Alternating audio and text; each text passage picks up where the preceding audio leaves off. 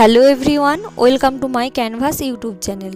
আজকে আমি খুব বেশি ঝামেলা ছাড়াই মটন বিরিয়ানি কিভাবে বানাবো সেটাই তোমাদের সাথে শেয়ার করব। তোমরা দেখতে থাকো। প্রথমে একটি প্যানেতে পরিমাণ মতো তেল দিয়ে অল্প পেঁয়াজ কুচিকে বেরেস্তা করে নেব। তারপর একই তেলে দিয়ে দেবো আগে থেকে নুন আর জাফরান মিশিয়ে রাখা আলুকে লাল লাল করে ভেজে নেব।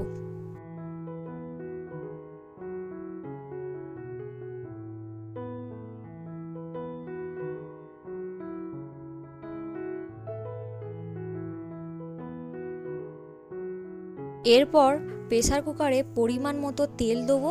আমি দিয়েছি সর্ষের তেল, যাতে স্বাদটা আরও ভালো আসে। তারপরে দিয়ে দেবো ফোড়নের জন্য তেজপাতা আর দারচিনি আর এলাচ।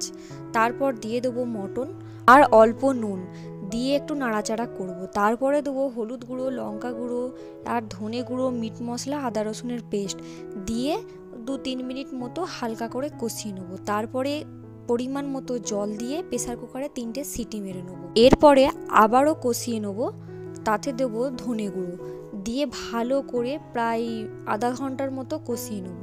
আর দেবো গরম মশলা আর দেবো ঘি দিয়ে ভালো করে কষাতে থাকবো। কষানো হয়ে গেলে, মটন তো সেদ্ধ করতে অনেকক্ষণ সময় লাগে, আবারও দেবো 3টে মতো সিটি।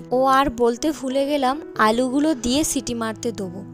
তো এখানেই মটনের প্রিপারেশন শেষ। এরপরে প্রায় 1 ঘন্টা আগে থেকে চালটাকে ভিজিয়ে নেব। তারপর একটি পাত্রে পরিমাণ মতো জল দিয়ে দেবো আর দেবো নুন, অয়েল, ছোটো এলাচ, বড় এলাচ, দারচিনি, লবঙ্গ, তেজপাতা। তারপর যখন পানিটা ফুটে আসবে দিয়ে দেবো চালটাকে ঠিক 80% মতো কুক করে নেব।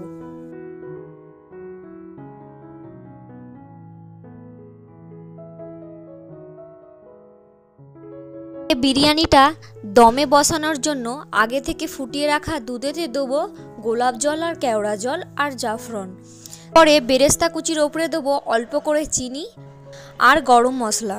এরপরে এক এক করে লেয়ার করার জন্য প্রথমে দেবো ভাত, তারপরে দেবো মটন আর দেবো বেরেস্তা।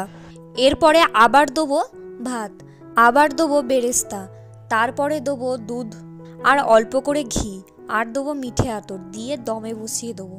আর হালকা করে ভাপ উঠে গেলেই রেডি মটন বিরিয়ানি।